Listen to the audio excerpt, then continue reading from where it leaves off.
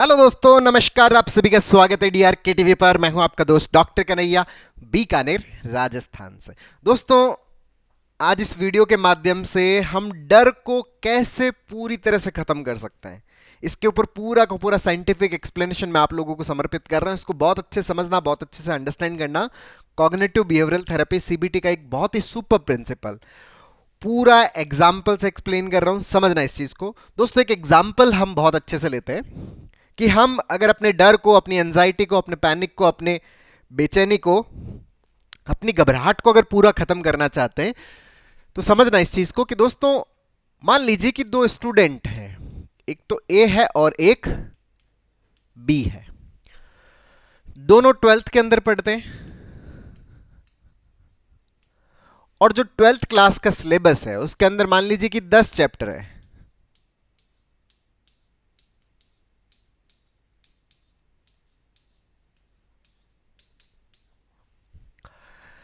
Twelfth class के अंदर 10 chapter है। अब जो ए है, उन्होंने जो 12th का जो सिलेबस है, 12th के जो टोटल जो कंटेंट है, उसका जो सिलेबस है, उसमें से ये जो 8 चैप्टर है, ये तो इनको बहुत अच्छे से आते हैं।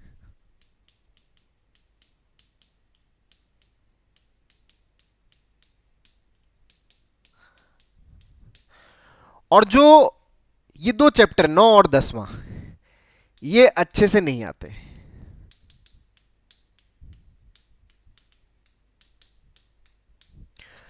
जो 8 चैप्टर हैं उनकी अंडरस्टैंडिंग इनकी बहुत अच्छी है, इन दो चैप्टर्स की अंडरस्टैंडिंग अच्छी नहीं है।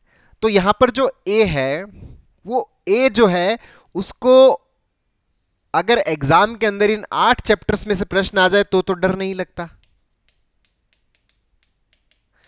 लेकिन ये जो 9वां और 10वां, इसमें से अगर कोई प्रश्न आ जाए तो बहुत ज्यादा डर लगता है।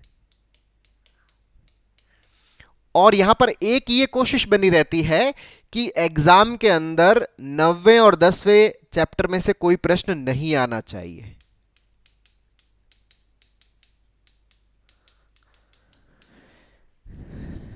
कोई भी व्यक्ति इनके सामने, अगर कोई इनके साथ में इनका दोस्त है, फ्रेंड है, अगर वो 9वें और 10वें चैप्टर की बात करते हुए मिल जाता तो इनको बहुत ज्यादा डर लगने लगता है, घबराहट होने लगती है, बेचैनी होने लगती है। लेकिन कोई अगर 1 से 8वें चैप्टर के बीच में बातचीत कर रहा है, तब इनको कोई दिक्कत नहीं है, बड़े खुशी खुशी के साथ में बातचीत करते हैं, डिस्कशंस करते हैं, प्रश्नों के ऊपर बातचीत करते हैं। लेकिन 9वें और 10वें पे अगर मान लीजिए इनके साथ का कोई फ्रेंड अगर ये कहते हुए मिल जाए कि इस बार एग्जाम के अंदर 9वें 10वें चैप्टर में से प्रश्न आएगा, तो इनको बहुत ज्यादा डर लगने लग जाता है एक को। लेकिन अगर कोई कहे कि नहीं 1 से 8 के बीच में है, तब कोई डर नहीं है। तो यहां पर जो ए है वो ये चाहता है कि भाई 1 से 8 तक के जो चैप्टर है उसमें से प्रश्न आ जाए, 9वें और 10वें से प्रश्न ना आए। 1 से 8 तक का जो आना है ये इनको पॉजिटिव लगता है, और 9वां और 10वां जो चैप्टर है ये इनको नेगेटिव लगता है। यहां पर अगर 1 से 8 तक आ जाए तो इनको कोई दिक्कत नहीं है, कोई एंजाइटी नहीं। लेकिन 9वें और 10वें में से आ गया तो बहुत ज्यादा डर है, बहुत ज्यादा घबराहट लगती है, बेचैनी लगती है, एंजाइटी होती है। दूसरी तरफ बी है। दोस्तों, बी जो है उसने 1 से जो 10 चैप्टर हैं, उन चैप्टरों की बी की अंडरस्टैंडिंग, जो समझ है, वो बहुत अच्छी है। बी ने बहुत मेहनत किया है, उसने 1 से 10 चैप्टर सारे के सारे बहुत अच्छे से अंडरस्टैंड कर लिए हैं, बहुत अच्छे से समझ लिए हैं, गहराई से समझ लिए। तो यहां पर बी जो है, बी तो ये कहता है कि 1 से 10 में से कोई सा भी प्रश्न आ जाए अपने तो एकदम बढ़िया है। मतलब बी के अंदर किसी भी प्रश्न को लेके किसी भी प्रकार का फियर नहीं है, किसी भी प्रकार का डर नहीं है, किसी भी चैप्टर में से आए, चाहे 1 से 8 में आए, चाहे 9वें से आए, चाहे 10 में से आए। क्यों? क्योंकि बी की जो समझ है, बी की जो अंडरस्टैंडिंग है, वो बहुत ही बढ़िया है। हर चीज को लेके, हर प्रश्न को लेके, हर कंटेंट को लेके, सिलेबस को लेके समझ बहुत बढ़िया। अब यहां पर एक चीज बहुत अच्छे समझना कि ये जो 9वां और 10वां चैप्टर, ये ए को क्या लगता है? नेगेटिव लगता है। अगर 9वां और 10वां चैप्टर अगर नेगेटिव है, इस बात को समझना, बहुत गहरी बात है कि 9वां और 10वां चैप्टर अगर नेगेटिव है तो बी को भी वो क्या लगना चाहिए? नेगेटिव लगना चाहिए। लेकिन 9वां और 10वां चैप्टर बी को नेगेटिव नहीं लगता। बी को नेगेटिव क्यों नहीं लगता? क्योंकि बी के पास में इसकी समझ है, ए के पास में समझ नहीं है। इसका मतलब नेगेटिव और पॉजिटिव जो है, वो ये प्रश्न नहीं है। अगर प्रश्न नेगेटिव होते, चैप्टर्स नेगेटिव होते, तो वो बी के लिए भी क्या होते, नेगेटिव होते। नेगेटिव और पॉजिटिव क्या है, अगर हमारे पास में समझ है, अगर हमारे पास में अंडरस्टैंडिंग है, तो वो चीज हमारे लिए क्या है, पॉजिटिव है। अगर हमारे पास में समझ नहीं है तो वो चीज हमारे लिए क्या है, नेगेटिव। वो चैप्टर्स नेगेटिव नहीं है, वो क्वेश्चन नेगेटिव नहीं है। नेगेटिव क्या है, हमारी समझ। क्योंकि अगर ये चैप्टर, अगर ये प्रश्न नेगेटिव होते तो बी के लिए भी ये क्या होते, नेगेटिव ही होते। बी के लिए नेगेटिव नहीं है, बी के लिए ये सारे क्या है, पॉजिटिव है, क्योंकि बी के पास में क्या है, समझ है। तो हम नेगेटिव और पॉजिटिव किस चीज को बोलते हैं, अंडरस्टैंडिंग, समझ। किसी चीज की आपकी समझ कितनी अच्छी है, अगर समझ है तो आपको सब पॉजिटिव नजर आएगा, समझ नहीं है तो आपको सब नेगेटिव नजर आएगा। अब आते हैं हम इसको एंजाइटी के मामले में, हमारे फियर के मामले में, थॉट्स के मामले में। इस चीज को बहुत अच्छे समझना दोस्तों। इस दुनिया में हर व्यक्ति कोई भी किसी भी प्रकार का काम कर रहा है, जैसे मान लीजिए कि वो इंटरव्यू देने जा रहा है, तो उसके दिमाग में ख्याल आता है कि यार इंटरव्यू खराब हो गया, तो मैं इंटरव्यू में ऑन टाइम नहीं पहुंच पाया, तो रास्ते में एक्सीडेंट हो गया, तो अगर मान लीजिए कि किसी को फोन किया, फैमिली मेंबर, उसने फोन नहीं पिक किया, यार उसके साथ में कुछ हो तो नहीं गया। सड़क पे जा रहे हैं, यार कोई एक्सीडेंट तो नहीं हो गया। किसी कैंसर वाले से मिला तो लगेगा मुझको कैंसर ना हो जाए, मुझे डायबिटीज ना हो जाए, मुझे हार्ट अटैक ना आ जाए, मुझे लकवा ना मार जाए, मेरे बिजनेस में लॉस ना हो जाए। किसी के लॉस की कहानी, किसी के साथ में कुछ भी मिस हैपनिंग सुनते हैं तो हमारे दिमाग में ख्याल आते हैं। इस दुनिया में ऐसा कोई सा भी व्यक्ति नहीं है जिसके दिमाग में इस तरह के ख्याल नहीं आते। एक बार के लिए तो ख्याल सबके दिमाग में आते हैं। अब ये जो ख्याल आते हैं, अब ये ख्याल जो है, ये ख्याल अगर गड़बड़ वाले हैं तो इस दुनिया में जितने भी लोग हैं उन सबको क्या होनी चाहिए थी, एंजाइटी होना चाहिए था, सबको डर लगना चाहिए था, सब पैनिक हो जाने चाहिए थे। लेकिन सारे डर में नहीं जाते, सारे एंजाइटी में नहीं जाते, सारे पैनिक नहीं होते।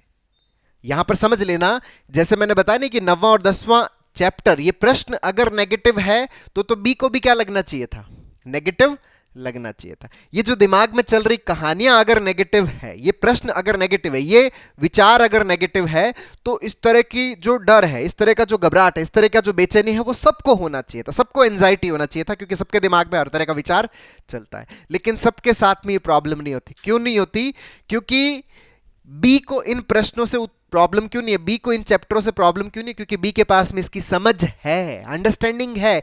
ए के पास में समझ नहीं है, इस कारण से ए को क्या लगता है, नेगेटिव लगता है। तो ये जितने भी विचार आते हैं, अगर हमारे अंदर इन विचारों को लेके समझ नहीं है, अंडरस्टैंडिंग नहीं है, किस बात की समझ, किस बात की अंडरस्टैंडिंग की बात हो रही है, अगर हम इस बात को नहीं समझ पाते कि ये जो दिमाग में विचार आ रहे हैं ये सिर्फ कल्पनाएं हैं, हमारा जो दिमाग है उसका काम है आपको प्रोटेक्ट करना, आपको सही रखना, आपके जीवन को सलामत रखना। तो आपको प्रोटेक्ट करना, तो आपकी सलामती में किस चीज की गड़बड़ हो सकती है, तो वो आसपास देखकर सीखता है। तो उस तरह के दिमाग के अंदर कहानियां जाती है, और वो कहानियां जाती है अगर हम उन कहानियों को सत्य समझने लगते हैं, जबकि हम ये नहीं समझ पाते कि ये सिर्फ कहानियां, ये सिर्फ इमेजिनेशन है, कल्पनाएं हैं। दिमाग में हार्ट अटैक का विचार आने से हार्ट अटैक नहीं आता, कैंसर का विचार आ जाने से कैंसर नहीं होता, लकवा मारने का विचार आ जाने से लकवा नहीं मरता, इंटरव्यू खराब हो जाने का विचार आने से इंटरव्यू खराब नहीं होता, बिजनेस में लॉस होने के विचार से बिजनेस में लॉस नहीं होता, मरने का ख्याल आने से मरता नहीं आदमी।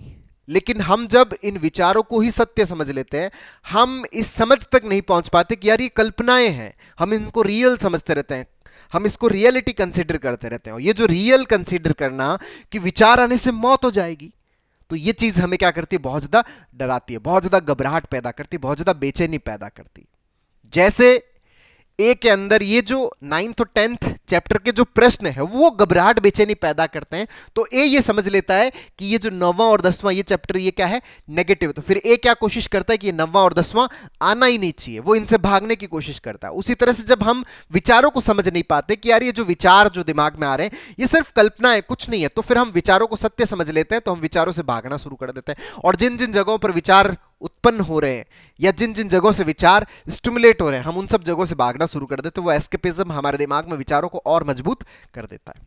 वो एस्केपिज्म हमारे दिमाग के अंदर विचारों को, पैटर्न्स को और ज्यादा स्ट्रांग कर देता है, जिससे वो और ज्यादा आपके दिमाग के अंदर घूमते हैं, क्योंकि जिस चीज से आप जितना भागते हो वो चीज उतनी दिमाग में चलती है। तो यहां पर प्रॉब्लम का सॉल्यूशन क्या? अगर इन विचारों से प्रॉब्लम है ना, तो मैं कह रहा हूं पूरी दुनिया को प्रॉब्लम होना चाहिए। पूरी दुनिया को प्रॉब्लम नहीं है, इसका मतलब विचार प्रॉब्लम नहीं है। विचारों के प्रति हमारी जो समझ है, वो समझ क्या है, वो प्रॉब्लमेटिक है। उन विचारों का जो हमारा दिमाग मैसेज जो डिकोड करता है, वो डिकोडिंग का मैकेनिज्म हमारा क्या है, नेगेटिव है। इस कारण से दिक्कत है। तो हमें हमारी समझ के ऊपर काम करने की जरूरत है। अगर हमारे अंदर गहराई से ये समझ में आ जाए कि यार ये सिर्फ ख्याल है, ये सिर्फ विचार है, इसके अलावा कुछ भी नहीं है। हम बार बार जब सीबीटी का प्रैक्टिस करते हैं, कॉग्निटिव बिहेवियरल थेरेपी का अभ्यास करते हैं, धीरे धीरे हमारे अंदर ये समझ गहरी होती है, धीरे धीरे हमारे अंदर ये अंडरस्टैंडिंग मजबूत होती है कि यार ये सिर्फ ख्याल है। और जैसे जैसे आपकी समझ मजबूत होगी ना, तो दोस्तों जब समझ मजबूत हो जाती है तो आपको किसी भी प्रश्न से डर नहीं लगता। जब समझ मजबूत हो जाती है तो आपको किसी भी विचार से डर नहीं लगता। विचार आए कोई दिक्कत नहीं है, जितना आना उतना आ जाए, किसी भी प्रकार का डर, घबराहट, बेचैनी हमें महसूस नहीं होती। क्यों? क्योंकि हमारी समझ गहरी होगी। और इसी समझ को गहरा करने के लिए हमें कॉग्निटिव बिहेवियरल थेरेपी, सीबीटी के प्रैक्टिस की जरूरत पड़ती है। तो नेगेटिव हम कब बोलते हैं? जब आपको समझ नहीं है तो उसको हम क्या बोलते हैं, नेगेटिव बोलते हैं। जब आपके पास में समझ है, अंडरस्टैंडिंग है, तो उसको हम क्या बोलते हैं, पॉजिटिव बोलते हैं। और इस समझ को डेवलप करने का जो प्रोसेस है, वही प्रोसेस किसका है, सीबीटी का प्रोसेस है, कॉग्निटिव बिहेवियरल थेरेपी का प्रोसेस है। तो अगर मुझे मेरे डर को खत्म करना है, मेरी एंजाइटी को खत्म करना है, मेरे पैनिक को खत्म करना है, मुझे मेरे ओसीडी को खत्म करना है, तो मुझे मेरे विचारों के प्रति एक गहरी समझ पैदा करना पड़ेगा कि ये जो दिमाग में चल रही है सिर्फ कल्पनाएं हैं, रियलिटी में कुछ है ही नहीं जिससे मैं इतना डर रहा हूं। सत्य में ऐसा कुछ डरने वाली चीज है ही नहीं, क्योंकि ये सब चीजें सब लोगों के साथ में, क्या सब लोग डर रहे हैं? बिल्कुल नहीं डर रहे। अगर बिल्कुल नहीं डर रहे तो ये चीजें डराने वाली नहीं है। मेरा डरने का पार्ट है। मुझे ये समझना पड़ेगा कि मेरे भीतर मेरा परसेप्शन गड़बड़ है, मेरे पैटर्न्स गड़बड़ है जो इन विचारों को सत्य मानते हैं। उन पैटर्न्स पे मुझे काम करने की जरूरत है। पैटर्न खत्म तो विचारों का डर खत्म, हम फियर से पूरी तरह से मुक्त हो जाते हैं। तो दोस्तों उम्मीद करता हूं आपको ये वीडियो पसंद आएगा। नीचे कमेंट बॉक्स में लिखकर जरूर बताइएगा। और अब तक यदि आपने मेरे यूट्यूब चैनल डीआरके टीवी को सब्सक्राइब नहीं किया तो प्लीज उसे सब्सक्राइब करें, ताकि मेरे नए वीडियो का नोटिफिकेशन आप तक सबसे पहले पहुंचे। दोस्तों ये जो एंजाइटी है, जो पैनिक है, जो ओवर थिंकिंग है, जो नेगेटिव थिंकिंग है, जो डर है, जो घबराहट है, इसको हम पूरी तरह से कैसे खत्म कर सकते हैं, इसके ऊपर हम लोगों ने एक स्टेप बाय स्टेप लर्निंग का, एक सीबीटी का पूरा वर्कशॉप लॉन्च किया, जिसका लिंक नीचे डिस्क्रिप्शन में, जिसको आप सीख करके अपनी साइकोलॉजिकल प्रॉब्लम्स को पूरी तरह से खत्म करने में बहुत अच्छे से मदद ले सकते हैं। बहुत बहुत धन्यवाद दोस्तों। जय हिंद, जय भारत।